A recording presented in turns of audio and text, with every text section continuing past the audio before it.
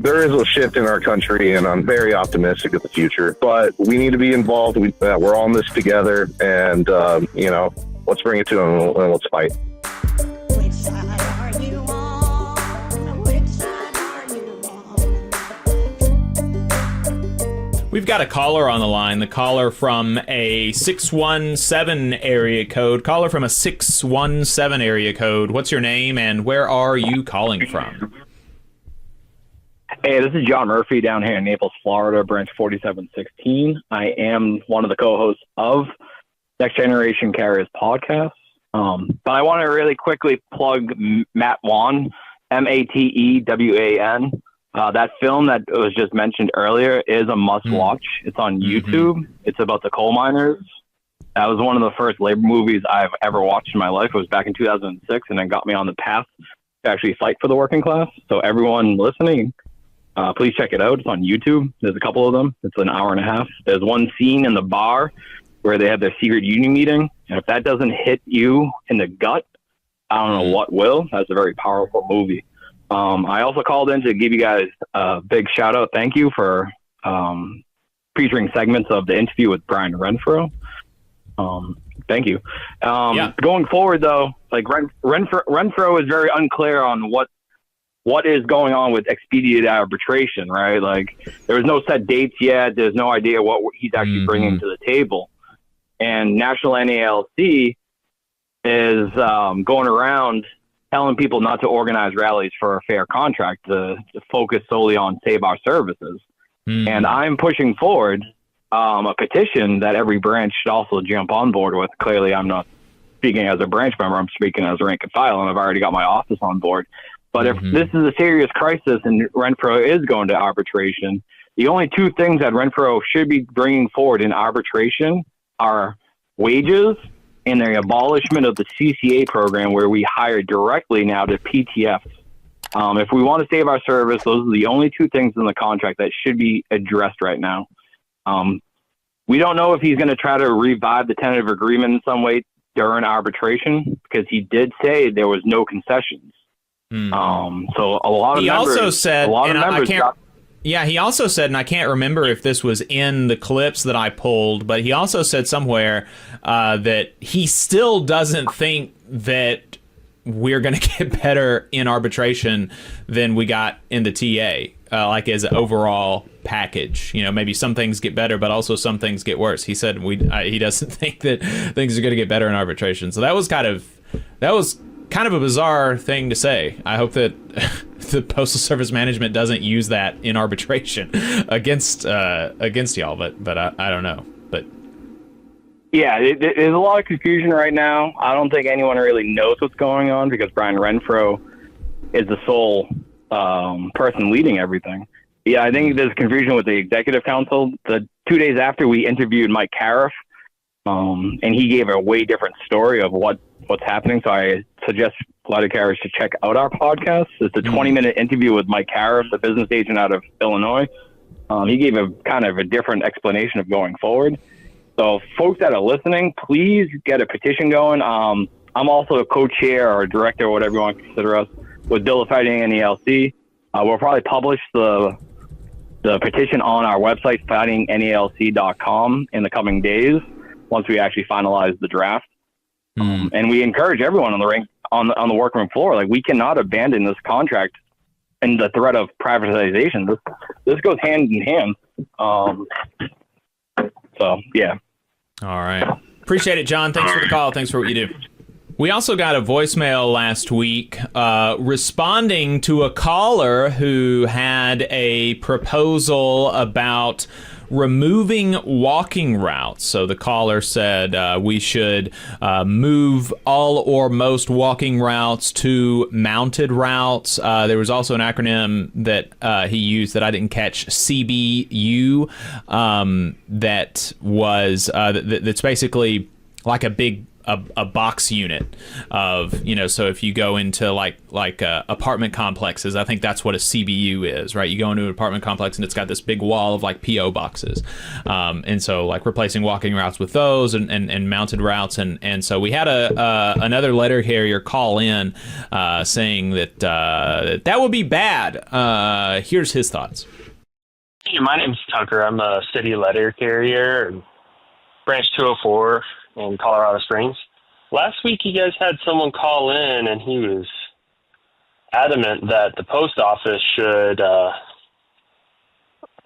put in these central box units where walking routes have been established. And it didn't seem like you guys knew much about it, so I just wanted to tell you, his point was completely 100% pro-management, pro-privatization. There's the customer cost associated when you want to make a walking route into a central box unit or a curbside. You're not going to get every customer to pay to have their box moved to the street or pay for a central box. Central box units are $1,000 a piece. You're not going to get a neighborhood to chip in $1,000 a piece, and then you have to get everyone in that neighborhood on board. Establish an HOA, get everyone on board to create that, and then there's the reduction in service standards that would happen. You're no longer getting mail to the door. You got to walk, on a snowy day or whatever, to your central box unit and get your mail that way, which then you also have the risk of more theft. People will just yoink those central box units or crowbar them open when you could have just had your mail delivered to your door and be done with it. There's also job reductions. If you're pro-management, then sure, you're all about having less carriers to pay. But, if you have these walking routes, you have more carriers. And that's what we want as a union, is more carriers. So there's that. And then, this is something that carriers should be fighting against, not for. Not that, this is even a talking point of management. It's only a talking point of privatization. If you look up the Cato Institute Postal Service privatization plan, it's in there. They say make all the walking routes a centralized box unit. And then, all of a sudden the 8-hour route becomes a 4-hour route or a 2-hour route or something. And that's just getting rid of jobs. Not good for carriers. That guy that called in, incredibly misled, and definitely probably a Trumper or something like that. So thanks. All right, so there you go. There's there's the debate. I don't want any more calls about walking routes versus mounted routes. You can call into Next Generation Carriers podcast. You got to call into a letter carrier podcast to debate what should the Postal Service do. But I'm inclined to agree with the voicemail. I think that's I think after he explained it, I think that seems like probably not a good idea.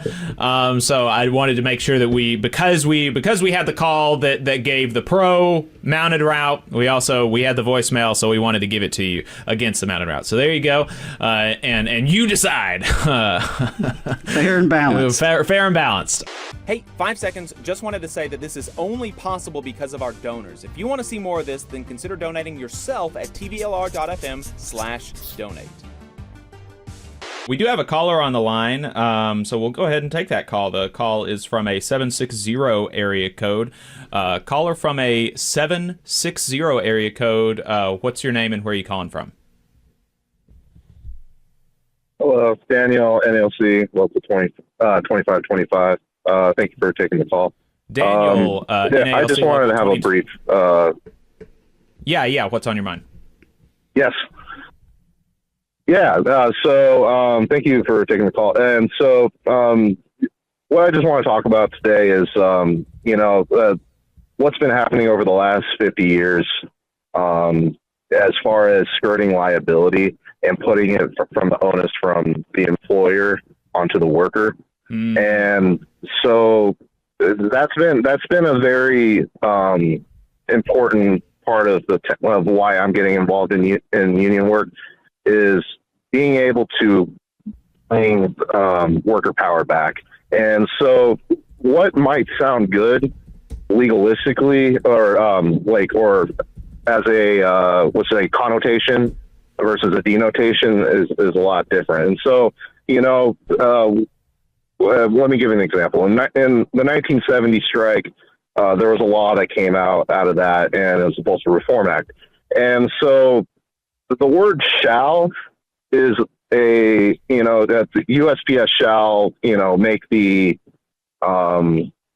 wages equivalent to the private industry, and that's just a loose, that's not the exact quote, but shall is not a must.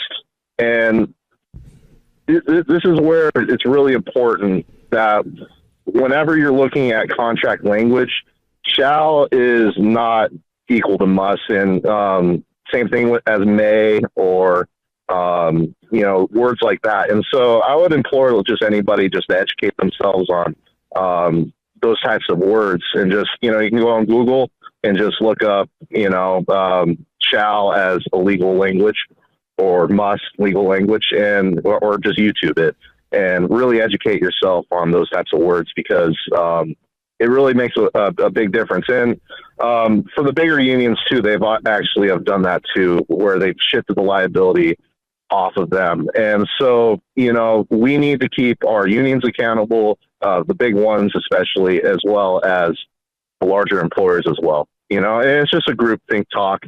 And there is a shift in our country, and I'm very optimistic of the future. But we need to be involved. We're all in this together, and let's bring it to them and let's fight. Appreciate the call, Daniel. Thank you so much. Just on what you mentioned at the beginning of the call, the kind of general shifting of liability from employer to worker is something that has been, a calling card of corporate America and, the international corporate elite for decades. Anytime there's a safety incident, the employer, the boss's immediate instinct is to go to both in order to, save their hide, is to blame the worker, is to ask, well, what did the worker not do? Rather than, well, did the worker receive the proper training? Was the worker properly rested? Was there enough workers on the job? Is this a 2 or 3 or 4 or 5 person job that one person is doing? And so, this has been problematic for a very long time, and is happening in all sorts of industries. Including the, air traffic control, just for one, that's been in the news recently. So yeah, appreciate that call, Daniel. Thanks for calling in. Thank you. Yep. Yeah. Also wanted to add, I appreciate the point about being very deliberate when you're looking at contract language. If you are serving on a bargaining team, you do have to really dissect that language. Mm-hmm. I mean, you have to carefully consider how these words can be interpreted and how they can be misused, because it's one thing to get your contract, but it's another thing to enforce your contract and hold the company accountable to comply. So that's a good point as well. We got another caller on the line. This caller from a 603 area code. Caller from a 603 area code. What's your name? Where are you calling from? Hey, how's it going, y'all? My name's Hella. I'm calling from the Northeast United States. Hella from the Northeast. What's on your mind? I was listening to your interview with Eric Blanc last week. Thought it was a really, really amazing conversation. I think he did an amazing job just as a communicator, talking about this vision for the labor movement. It's a vision that I have been, trying to see the edges of for a while now. I think we all have.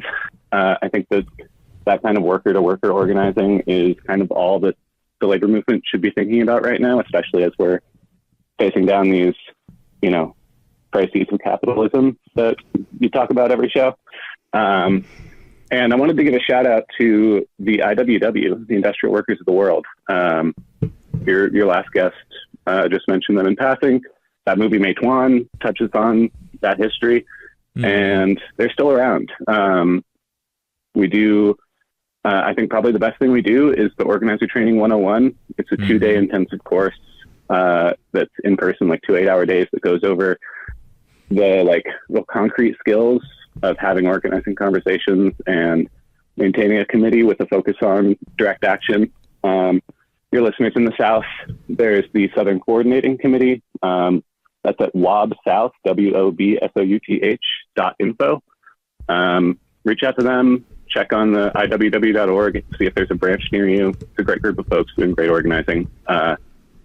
Similar stuff to EWOC, no shade to them. And, if you're already in the union, I think the best way to forward the labor movement is to get involved with the union that you're already a part of. But if you are not organized and maybe you're in one of those industries that the typical unions kind of forget about, food service, retail, and there's a branch near you, I really recommend that you reach out. It's a great group of folks doing great work.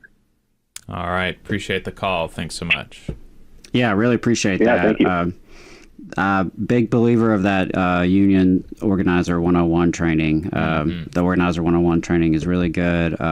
Been through that, and I really appreciate the good folks in IWW who are organizing throughout the country, throughout North America, I guess I should say. They've been doing it for a really, really long time.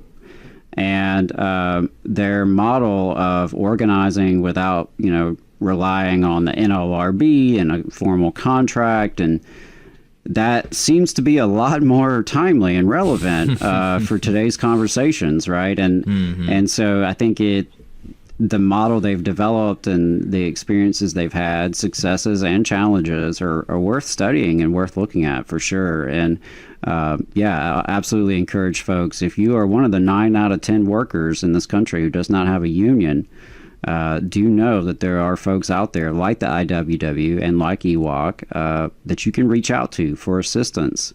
And if you run into, trouble contacting your local labor movement, the local unions in your area, those could be really good outlets for you.